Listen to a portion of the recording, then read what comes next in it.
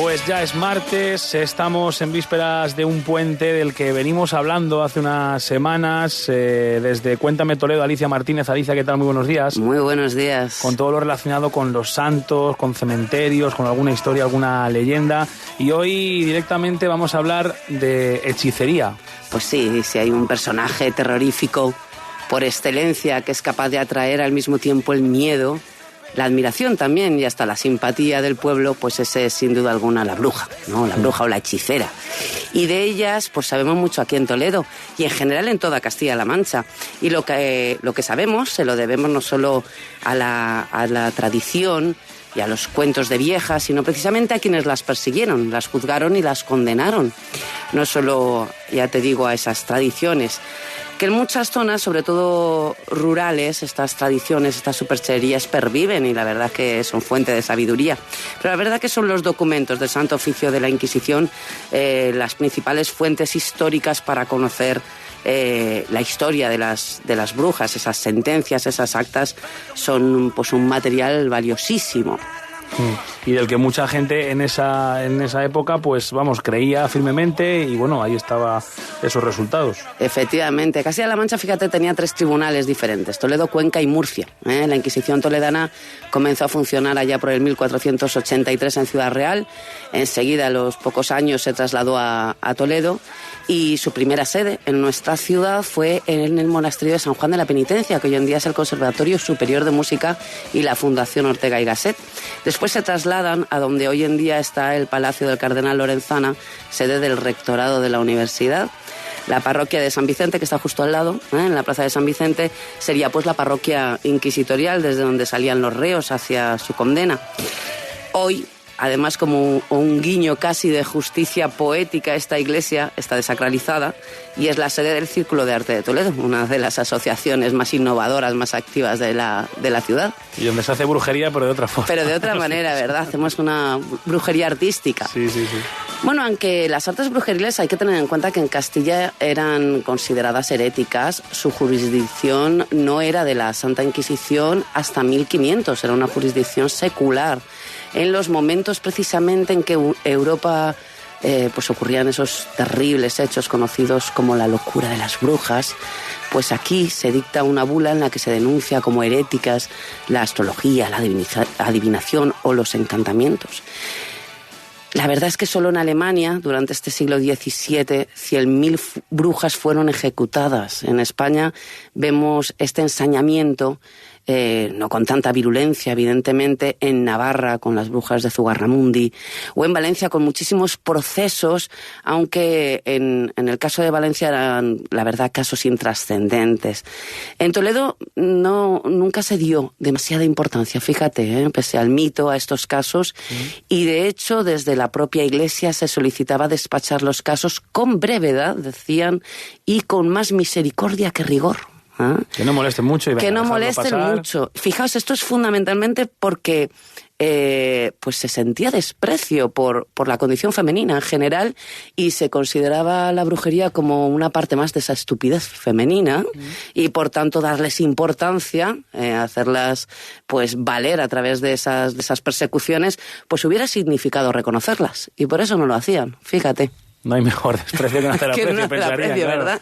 Totalmente. La verdad es que a lo largo y ancho de Castilla-La Mancha el fenómeno brujeril está muy asentado, sobre todo en las zonas rurales. El pueblo que más procesos inquisitoriales produjo por el Santo Oficio de toda Castilla-La Mancha, más que Toledo, fíjate, más que Toledo, que tenía 35, tuvo 35 procesos abiertos, o Cuenca, que tuvo 27, fue el pueblo de San Clemente. En San Clemente hubo 38 procesos abiertos.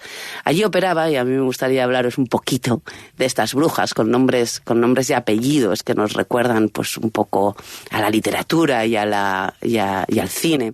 Pues una bruja que se llamaba Ana la Plaza, que preparaba unas pócimas con hormigas, sapos, con sabandijas y si conseguía también con anguilas, que no eran muy habituales allí. Y hacía conjuros, dicen, esto siempre basándonos en las sentencias, en el campo, en las cruces de los caminos a medianoche, y siempre portaba encima huesos humanos. También estaba, por ejemplo, Juana Ramírez, que sabía leer. Que es un nombre menos artístico. Sí, menos artístico. Que era la plaza. Fijaos, Juana Ramírez, y esto pasa en muchas brujas, sabían leer, sabían escribir, nos dejaban incluso sus conjuros por escrito, tenían libros de hechizos también que heredaban de una generación a la siguiente.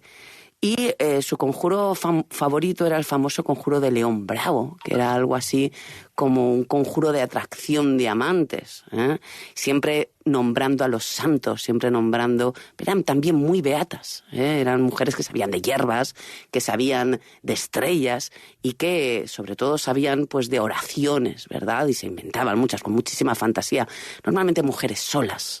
Mujeres que pues se habían aprendido a buscarse la vida y que eran requeridas no solamente pues como curanderas o como para estas artes de ligar y de desligar, de atracción de amantes, sino también pues para asistir a los partos, por ejemplo. Eran mujeres al final con esa sabiduría popular que en muchas ocasiones se ha perdido, ¿no?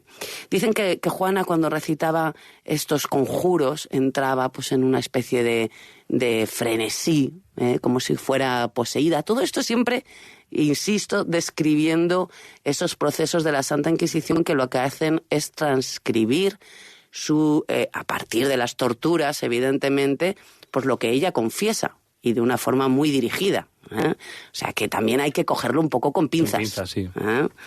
Eran, pues, lo que hoy conocemos como celestinas, casamenteras, estas trotaconventos que les llamaba el arcipreste de Hita en el libro del Buen Amor, y que en una ciudad como Toledo, conventual, con tantas monjas en edad de casarse, ¿verdad?, en los conventos encerradas, pues era habitual que los caballeros, por ejemplo, las contrataran como pues correveidiles para mandar esas cartas de amor, porque eran mujeres que eran muy requeridas dentro de los conventos, pues para curar, para imaginaos, podemos poner toda la imaginación que queramos, y por eso el arcipreste de Hita las llama las trotaconventos, se movían sin ser vistas por toda la ciudad. Y es muy curioso, yo siempre recomiendo que se recurra a los clásicos, como el arcipreste de Hita recomienda a todo caballero de bien que quiera casarse y que sobre todo haya perdido la fortuna, que se contrate una tía, las llama. Una tía, que contrate una tía para conseguir una buena moza. En los conventos. Entonces, ellas hacían como una especie de selección, ¿vale? En el convento decían, bueno, pues ha entrado una rubita muy mona, y tal. Y entonces el arcipreste de Hita da una serie de consejos sobre cómo tienen que ser estas damas para el caballero. Como Jesús Puente, lo que necesitas es amor. Exactamente. Entonces era muy importante, por ejemplo, que no tuvieran bigote, esto era súper importante, que tuvieran los pechos turgentes y las caderas anchas. Pero el último consejo y el más importante, el que, bueno, si tenían bigote te olvidabas de él, era que tuvieran la bolsa llena.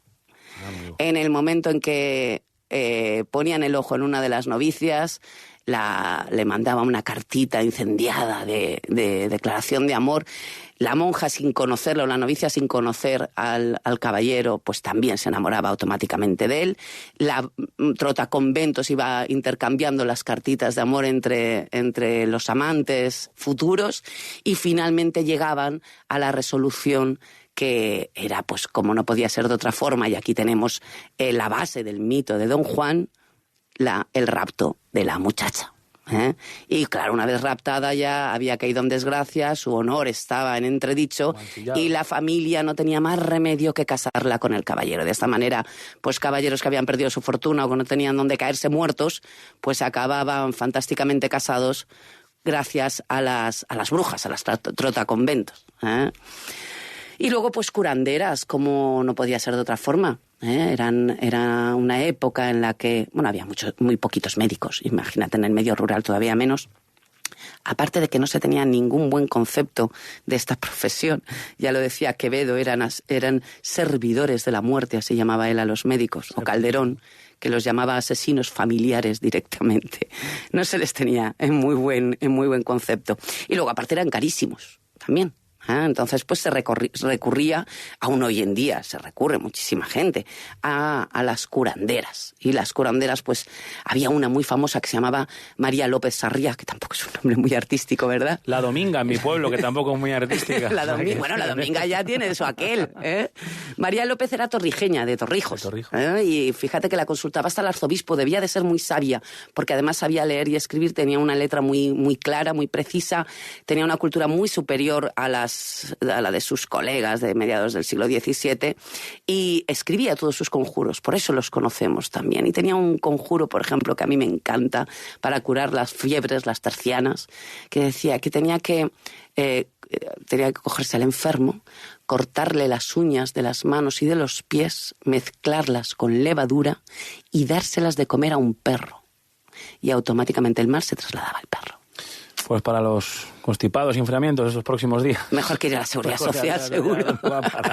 Pero fíjate que lisa, había que cortarle las uñas de las manos y de los pies. Imagínate la suciedad que llevarían acumulada en las uñas las gentes del medio rural, y que era por donde entraban todos esos virus, todas esas bacterias, todos esos constipados. Al final, pues había una bruja también muy, muy sabia de Cifuentes, que ella lo que hacía era quitar el mal de ojo. La mayor parte de ahogados, digamos, eran los niños pequeñitos, pues porque la mortandad infantil, lo hablábamos la semana pasada, era inmensa, morían unos 600 niños al año, y evidentemente pues cogían una gripe y de la gripe no salían, cogían un constipado y no salían.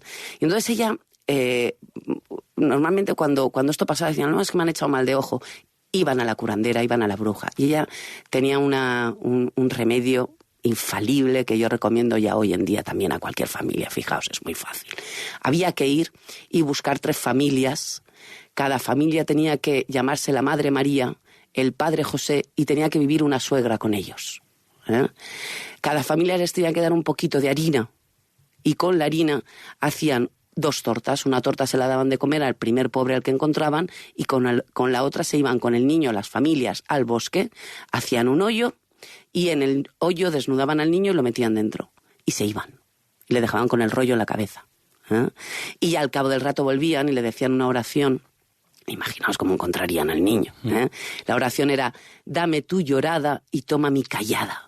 Cogían el rollo, lo rompían en 3 trozos, lo tiraban también por el bosque, y cuando regresaban sacaban al niño, lo bañaban en el arroyo, y aquí es donde está la sabiduría de la bruja, lo bañaban, le vestían con ropas limpias y blancas, por fin, después de toda la vida yendo con los mismos harapos, y regresaban a casa. Y al primer hombre con el que se encontraban, o mujer, dependiendo del sexo del pequeño, pues le preguntaban el nombre, y durante 8 días tenían que estar llamando a ese niño o niña con el nombre de esa persona, de manera que trasladaban el mal a la otra persona con la que se habían cruzado.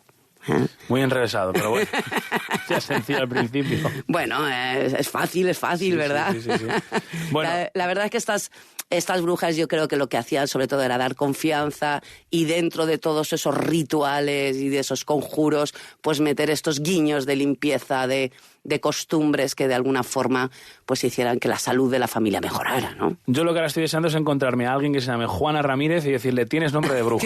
¿Verdad? Ese es mi objetivo. Eso no va a ser difícil tampoco, ¿verdad? Alicia, muchísimas gracias. Hasta la semana que viene, que será hasta el mes de noviembre. Gracias. Gracias.